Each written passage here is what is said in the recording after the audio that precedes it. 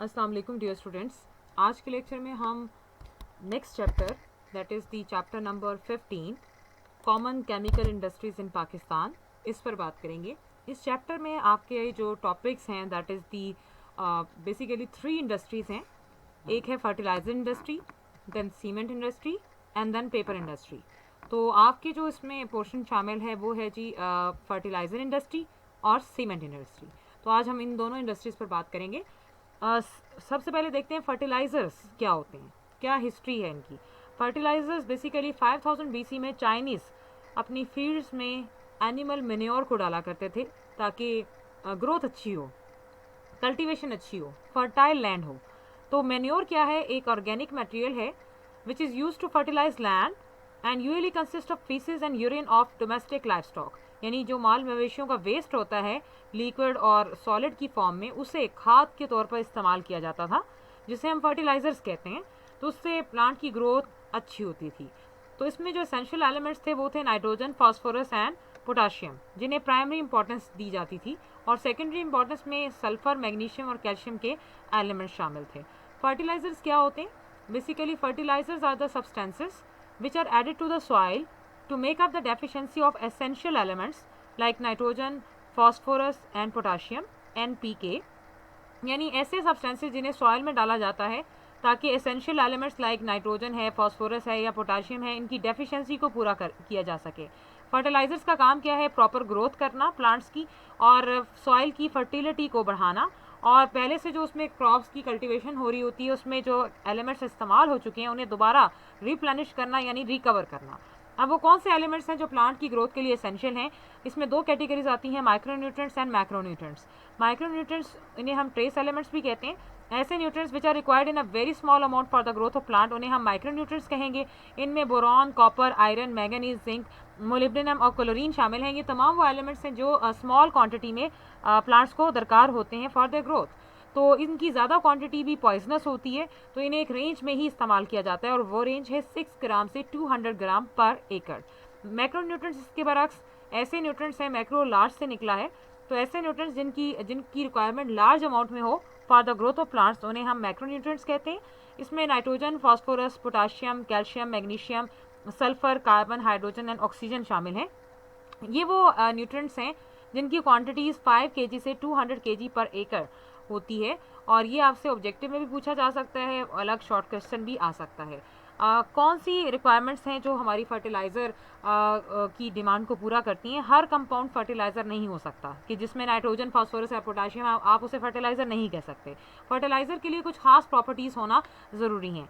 The desired element should be present in the compound in water soluble form, के जो भी elements आपके पास fertiliser में होने चाहिए उसे वाटर सोलुबल फॉर्म में होना चाहिए ताकि प्लांट उसे आसानी से असेंबल कर सके और अवेलेबल हो रेडिली प्लांट को।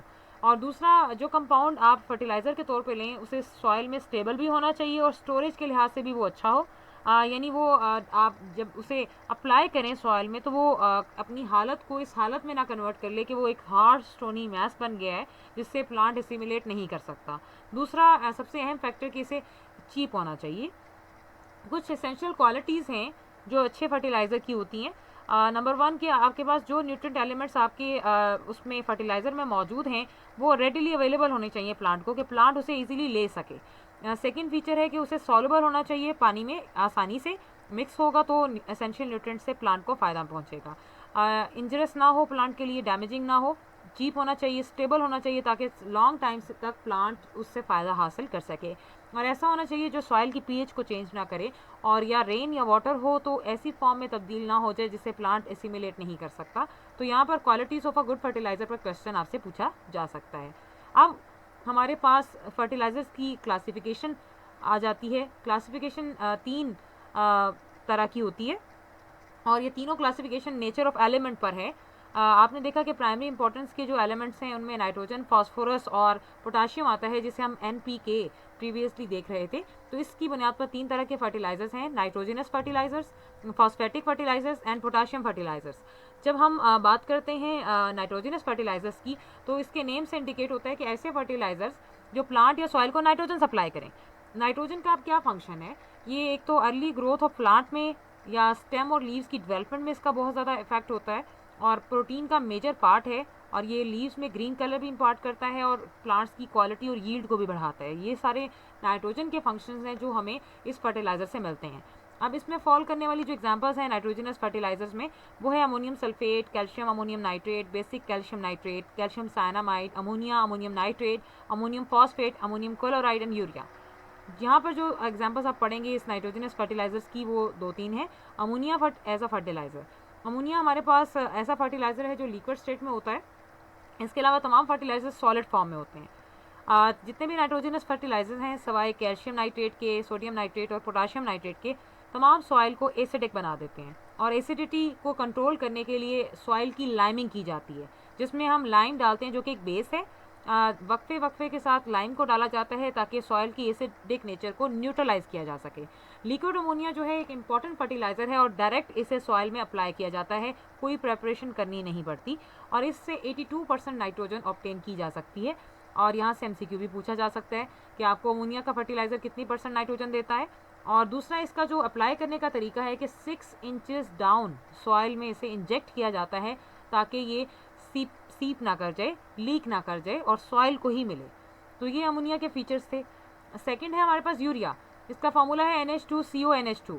यूरिया एक हाई क्वालिटी नाइट्रोजनस फर्टिलाइजर है जो 46% नाइट्रोजन देता है और most concentrated solid nitrogen fertiliser है और बहुत ज़्यादा इस्तेमाल होने वाला फर्टिलाइज़र है पाकिस्तान में। इसका मैन्युफैक्चरेशन प्रोसेस जो है कुछ स्टेप्स पर मुश्तमिल है और इसका मेजर इंग्रेडिएंट लिक्विड अमोनिया और गैसियस कार्बन डाइऑक्साइड है, जो डिफरेंट स्टेप्स के थ्रू होते हुए हमें यूरिया देती है।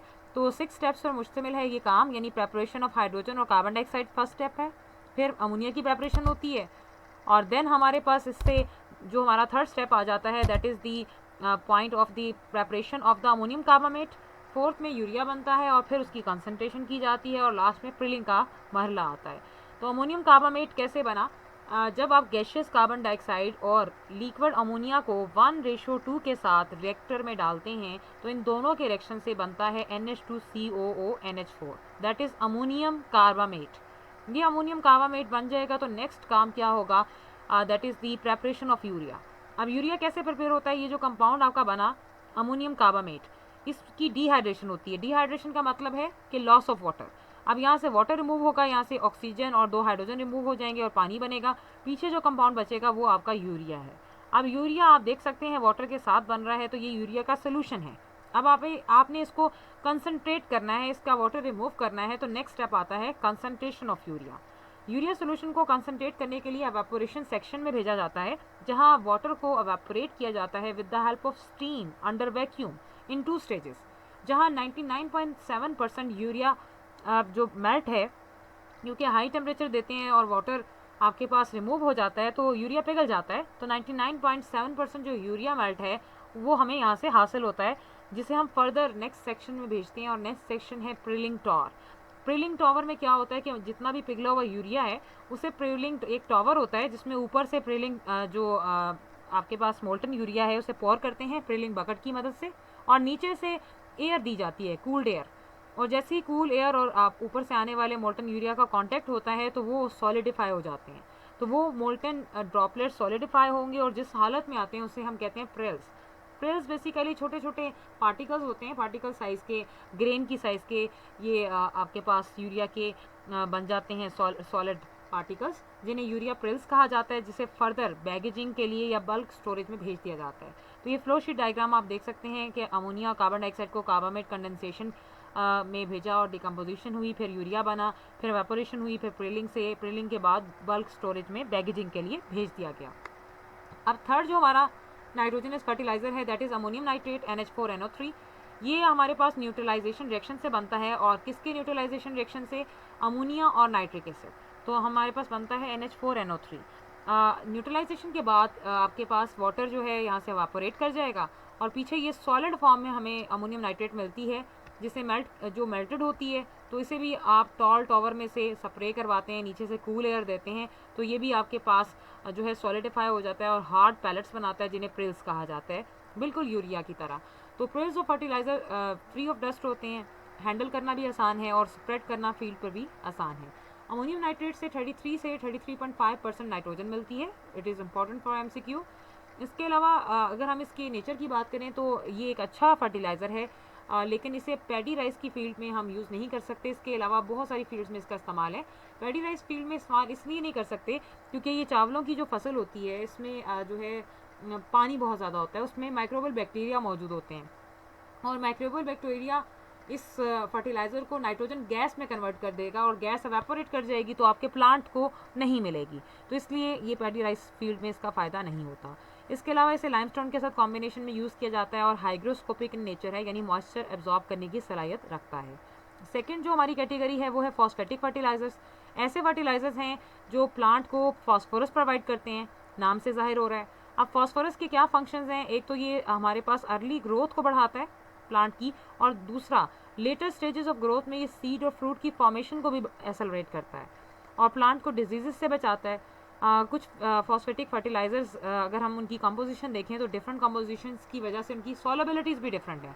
मोस्ट इंपॉर्टेंट जो वाटर सॉल्युबल फर्टिलाइजर है उसमें आ जाता है superphosphate, calcium superphosphate CaH2PO4 twice, और triple phosphate diammonium phosphate NH4 twice HPO4। तो ये हमारे पास फॉस्फेटिक फर्टिलाइजर्स हैं जिसमें हम डाई अमोनियम फॉस्फेट को पढ़ेंगे।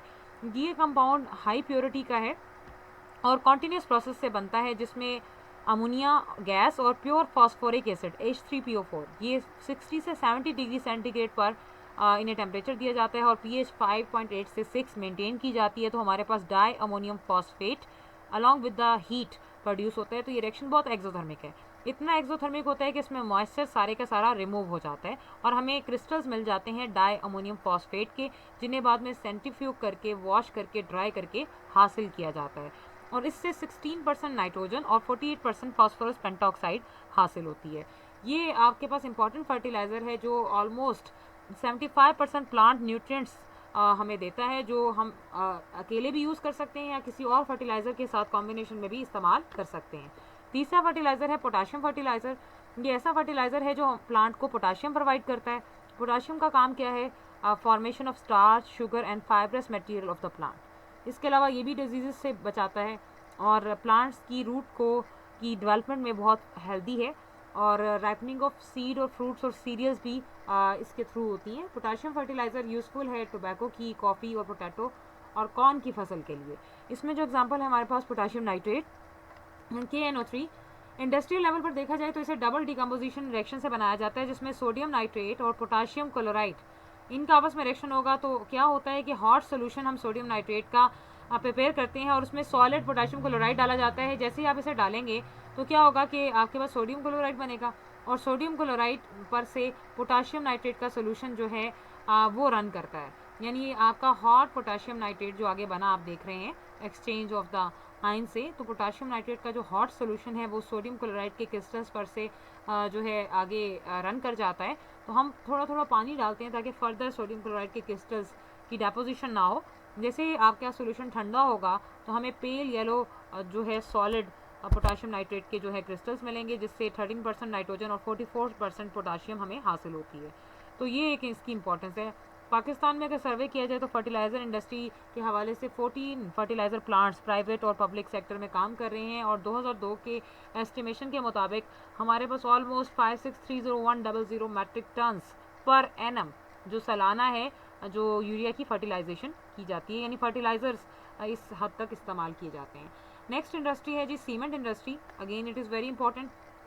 सीमेंट की जो हिस्ट्री की बात करें तो यहाँ से अगर आपके सीमेंट पे जाने से पहले हम फर्टिलाइज़र को देख लेते हैं कि अगर आपसे कोई क्वेश्चन आ जाए तो वो आपसे क्लासिफिकेशन पर शॉर्ट क्वेश्चंस पूछ सकता है कि किस फर्टिलाइज़र की क्लासिफिकेशन पर नोट लिखें या यूरिया की फॉर्मेशन बताएं, उसमें जितने स्टेप्स इन्वॉल्व हैं वो सारा फिर आप लिखेंगे, फ्लो शीट डायग्राम बनाएंगे।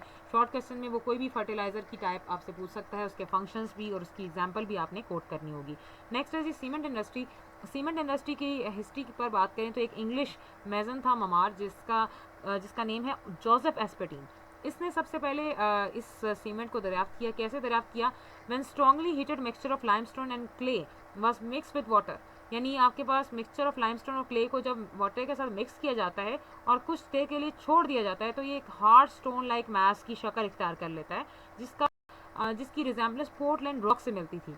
अब पोर्टलैंड रॉक इंग्लैंड की एक फेमस बिल्डिंग स्टोन है जिसके नाम पर सीमेंट का नाम पोर्टलैंड सीमेंट रखा गया, क्योंकि ये भी उस जैसी रिजेम्बलेंस देता था।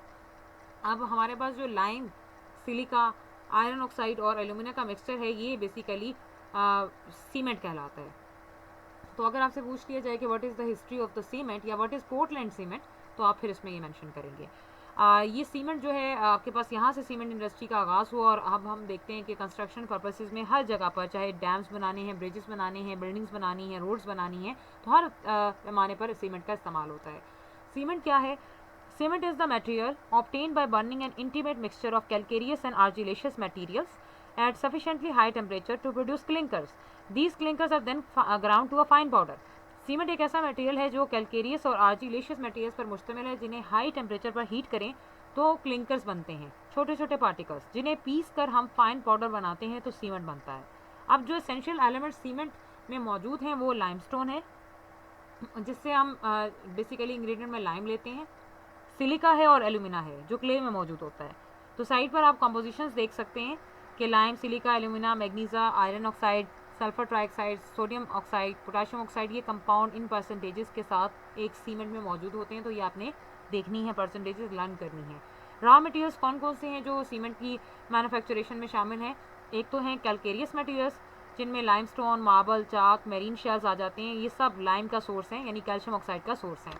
सेकेंड हमारे पास हैं जी आर्जिलेशियस मटेरियल, जिसमें clay, shale, slate, blast furnace, slag, ये जो हमारे पास मेटल्स को हम प्योर करते हैं तो उसमें ब्लास्ट फर्नेस का इस्तेमाल होता है। उसमें जो झाग बनती है या जो कंपाउंड्स निकलते हैं उसमें ये स्लैग आती है। तो ये एसिडिक कंपोनेंट्स हमें प्रोवाइड करती है, जिसमें एल्यूमिनेट्स और सिलिकेट्स आते हैं। तो ये आर्जिलेशियस मटेरियल्स हैं। तीसरा इंग्रेडिएंट है जिप्सम। तो ये आपके पास अगर शॉर्ट क्वेश्चन में आए कि what are the raw materials of the cement formation, तो आप तीनों लिखेंगे। अब किन प्रोसेसेस से सीमेंट को बनाया जाता है? दो तरीके हैं, ड्राई प्रोसेस, वेट प्रोसेस। किसी भी प्रोसेस का जो मयार है, सिलेक्शन है, वो कुछ फैक्टर्स पर की जाती है कि रॉ मटेरियल की फिजिकल कंडीशन कैसी है, फैक्ट्री या लोकल क्लाइमेटिक कंडीशन कैसा है, या प्राइस ऑफ फ्यूल क्या है। तो उसके बुनियाद पर ड्राई या वेट प्रोसेस को यूज़ किया जाता है। पाकिस्तान में मोस्टली वेट प्रोसेस यूज़ होता है। ड्राई प्रोसेस में क्या होता है कि अगर आपके पास ये एक्सेसिव फाइन ग्राइंडिंग मांगता है और ज़्यादा सूटेबल उन मटेरियल्स के लिए जो हार्ड होते हैं। वेट प्रोसेसिंग कब की जाती है, यानी वेट प्रोसेस का इस्तेमाल अगर हम करें तो ये फ्री फ्रॉम डस्ट है, ग्राइंडिंग भी आसान है और कंपोजिशन ऑफ द सीमेंट को आसानी से कंट्रोल किया जा सकता है। तो ये हमारे पास मैन्युफैक्चरेशन स्टेप्स हैं। हम वेट प्रोसेस को स्टडी करेंगे, जिसमें पानी डालकर ग्राइंडिंग की जाती है और 5 स्टेजेस होती हैं पोर्टलैंड सीमेंट बनाने के लिए। पहला है जी crushing and grinding. Raw material को पहले क्रश भी किया जाता है और ग्राइंड किया जाता है, फिर मिक्स किया जाता है मटेरियल को एक करेक्ट प्रोपोर्शन में, देन उन्हें हीट किया जाता है एक रोटरी किलन में, और फिर ग्राइंड किया जाता है हीटेड प्रोडक्ट को, जिसको क्लिंकर कहते हैं, और फिर इस सीमेंट के मिक्सचर को, क्लिंकर को जिप्सम के साथ मिक्स किया जाता है। तो वन बाय वन हम इन स्टेप्स को देखेंगे। पहला जी क्रशिंग एंड ग्राइंडिंग। जितने भी सॉफ्ट रॉ मटेरियल्स हैं उन्हें पहले क्रश किया जाता है और सूटेबल साइज़ में कन्वर्ट करते हैं 2 स्टेजेस के अंदर, फिर पीसते हैं पानी की मदद से। तो एक बड़ी बॉल होती है, ट्यूब मिल होती है, जिसमें काफ़ी सारे स्टील के बॉल्स होते हैं। उसमें जब आप मटेरियल डालेंगे तो वो उसकी रोटेशन से ही ये ग्राइंड हो जाता है। तो सेकेंड वे है मिक्सिंग ऑफ रॉ मटेरियल। तो पाउडर्ड लाइमस्टोन मिक्स किया जाता है क्ले पेस्ट के साथ। तनासुब क्या रखा जाता है? 75% लाइमस्टोन और 25% क्ले। इन्हें फाइनली ग्राउंड किया जाता है, पीसा जाता है, और कंप्रेस एयर के अरेंजमेंट के साथ इनको मिक्स करते हैं तो स्लरी बनती है। एक रिजल्टिंग जो मिक्सचर आता है जिसमें पानी भी मौजूद है और लाइमस्टोन और क्ले है, तो ये स्लरी बन जाएगी। अब स्लरी में 35 से 45% वाटर होता है, तो इसे फिल्टरेशन के थ्रू वाटर को थोड़ा रिमूव करके 20 से 30% पर ले आते हैं, ताकि जब हम इसे हीट करें तो फ्यूल कंजप्शन कम हो। तीसरा मेथड है जी heating the slurry in a rotary kiln. Raw meal और स्लरी जो बनती है ऊपर, उसे रोटरी किलन में भट्टे में भेज दिया जाता है with the help of conveyor. अब रोटरी किलन में एक लार्ज सिलेंडर होता है जो 8 से 15 फीट डायमीटर में होता है और 300 से 500 फीट उसकी लेंथ होती है। ये स्टील का बना होता है और इसके अंदर फायर ब्रिक्स लगी होती हैं जो हीटिंग का काम करेंगी। किलन जो है रोटेट करेगा और रोटेशन होगी 1 to 2 रेवोल्यूशन पर मिनट, और ये एक खास इंक्लाइंड पोजीशन पर इसे रखा जाता है, यानी इस तरह तिरछा होता है और इसे रोटेट करता है किलन। और चार्ज स्लोली, जो चार्ज है बेसिकली ये वर्ड मिक्सचर के लिए जो आपने इसमें रॉ मटेरियल डाला, वो चार्ज स्लोली स्लोली जैसे जैसे नीचे आएगा डिफरेंट मोशंस की वजह से, तो ये हीट होगा। अब चार्ज को हीट कैसे किया जाता है? बर्निंग कोल से, ऑयल से या नेचुरल गैस से। रोटरी किलन में क्या होगा कि ये जो मटेरियल है आपका charge different zones of temperature से गुजरता है, जहाँ डिफरेंट रिएक्शंस होते हैं और 2 से 3 घंटे लगते हैं किलन के अंदर पूरा काम मुकम्मल होने में। यानी आपके पास पहले लो टेम्परेचर पे कुछ रिएक्शन होंगे, फिर हाई पर होंगे, फिर इस तरह फर्दर डिफरेंट टेम्परेचर जोन्स में हमारी सीमेंट बनती है। चार टेम्परेचर जोन्स हैं, बड़े इंपॉर्टेंट है शॉर्ट क्वेश्चन के लिए। डिफरेंट टेम्परेचर जोन्स में जो रिएक्शंस हो रहे हैं उस पर बात करें तो ड्राइंग जोन है पहला, जिसे प्री हीटिंग जोन भी कहते हैं, मिनिमम टेम्परेचर जोन भी कहते हैं। इस जोन में क्या होता है कि 500 डिग्री सेंटीग्रेड टेम्परेचर पर जब आपके किलन में आपने चार्ज डाल दिया और वो 500 डिग्री सेंटीग्रेड टेम्परेचर पर पहुंचा तो मॉइस्चर रिमूव हो जाएगा सारे का सारा। क्ले जो है हमने जो डाली थी रॉ मटेरियल में वो टूटेगी और एल्यूमिनियम ऑक्साइड, सिलिकॉन ऑक्साइड और फेरिक ऑक्साइड बनाएगी। फिर नेक्स्ट जो है डिकम्पोजिशन जोन है, जिसे मॉडरेट टेम्परेचर जोन कहते हैं। इस जोन में टेम्परेचर 900 डिग्री सेंटीग्रेड के करीब पहुंच जाता है तो लाइमस्टोन जो है, जो सेकंड इंग्रेडिएंट था, वो टूटेगा और कैल्शियम ऑक्साइड और कार्बन डाइऑक्साइड बनाएगा। कैल्शियम कार्बोनेट 900 डिग्री सेंटीग्रेड पर कैल्शियम ऑक्साइड और कार्बन डाइऑक्साइड बनाते हैं, ये लाइम है। थर्ड है जी बर्निंग जोन, जिसे मैक्सिमम टेम्परेचर जोन कहते हैं। इस जोन में टेम्परेचर 1500 डिग्री सेंटीग्रेड तक एक्सीड कर जाता है और आपके पास जितने भी ऑक्साइड्स हैं, कैल्शियम का ऑक्साइड है, सिलिकॉन का ऑक्साइड है, आयरन का ऑक्साइड है, एल्यूमिनियम का ऑक्साइड है, ये सब कंबाइन हो जाते हैं और कैल्शियम सिलिकेट, कैल्शियम एल्यूमिनेट और कैल्शियम फेराइड बनाते हैं। यानी पहले दोनों चैम्बर्स के इंग्रेडिएंट्स आपस में मिक्स हो जाएंगे। फोर्थ है जी लास्ट जोन, कूलिंग जोन, और इसमें क्या होता है कि चार्ज को 150 से 200 डिग्री सेंटीग्रेड टेम्परेचर डाउन करके ठंडा किया जाता है, यानी 1500 से टेम्परेचर डाउन करते हैं और 150 से 200 के दरमियान ले आते हैं, तो इसे हम कूलिंग जोन कहते हैं। तो write on the reactions taking place in different zone या what are the name the zones of the working in the cement industry, तो ये आप सारे बताएंगे उसमें। नेक्स्ट स्टेप है जी क्लिंकर फॉर्मेशन। रिजल्टिंग प्रोडक्ट जो हमें इस जोन से मिलती है, किलन से मिलती है, वो है सीमेंट क्लिंकर्स, छोटे छोटे पार्टिकल्स जिनकी अपीयरेंस होती है ग्रीनिश ब्लैक या ग्रे कलर के छोटे छोटे बॉल्स होते हैं जो स्मॉल नट से लेकर पी साइज के होते हैं। और अगर हम इसमें देखें तो ये जी स्कीम आपको नजर आ रही है, flow sheet diagram for the manufacturation of cement, जिसमें लाइमस्टोन है, फिर रोटी क्रशर है, फिर रोटरी स्क्रीन है छांटी के लिए, और फिर फाइन ग्रेन्स हैं। वॉश मिल के बाद, कलेक्टिंग टैंक के बाद इन्हें डिफरेंट हॉपर्स में से गुजारा जाता है, कूल किया जाता है और क्लिंकर बनते हैं और क्लिंकर को ग्राइंड करके सीमेंट साइलोस बनाया जाता है, जिसे पैकेजिंग के लिए फर्दर हम भेजते हैं। अब लास्ट स्टेप है जी grinding the clinker with gypsum. इसमें जो सीमेंट के क्लिंकर्स हैं उन्हें ठंडा किया जाता है और 2% जिप्सम उसमें ऐड की जाती है, उसे पीस कर फाइन पाउडर बनाते हैं। तो क्लिंकर्स फाइन पाउडर जब बनाएंगे तो उसे फिर पैकेजिंग के लिए भेजते हैं। इस स्टेज पे क्या होता है कि जो हमारा फाइनल सीमेंट होता है उसे एयर प्रेशर के थ्रू पैकेजिंग सेक्शन या बल्क कंटेनर्स में भेज दिया जाता है। Next and the last step is the setting of cement. ये बहुत इंपॉर्टेंट फीचर है। ये सेटिंग ऑफ सीमेंट क्या है, जिसके तहत सीमेंट हार्ड मैस में कन्वर्ट होता है। जब उसे पानी के साथ शामिल करते हैं और पेस्ट बनाया जाता है और कुछ टाइम के लिए छोड़ देते हैं तो डिफरेंट किस्म के रिएक्शंस होते हैं, तो इसे हम सेटिंग कहते हैं। तो reactions taking place in first 24 hours. First 24 hours में क्या होता है कि आपने सीमेंट को पानी के साथ मिक्स किया तो ट्राई कैल्शियम एल्यूमिनेट बनेगा जो वाटर को एब्जॉर्ब करेगा और हाइड्रेट हो जाएगा और एक जेल बनाएगा जिसकी कंपोजिशन कुछ यूँ होगी 3CaO.Al2O3.6H2O, जिसे हाइड्रेटेड ट्राई कैल्शियम एल्यूमिनेट कहते हैं। ये जेल आहिस्ता आहिस्ता क्रिस्टलाइज होती है और जिप्सम से रिएक्ट करती है and form the crystals of calcium sulpho aluminate 3CaO.Al2O3.3CaSO4.2H2O। तो इस तरह से 24 आवर्स में रिएक्शंस होते हैं और हमारा जो सीमेंट है हार्ड हो जाता है। Reaction taking place between 1 to 7 days।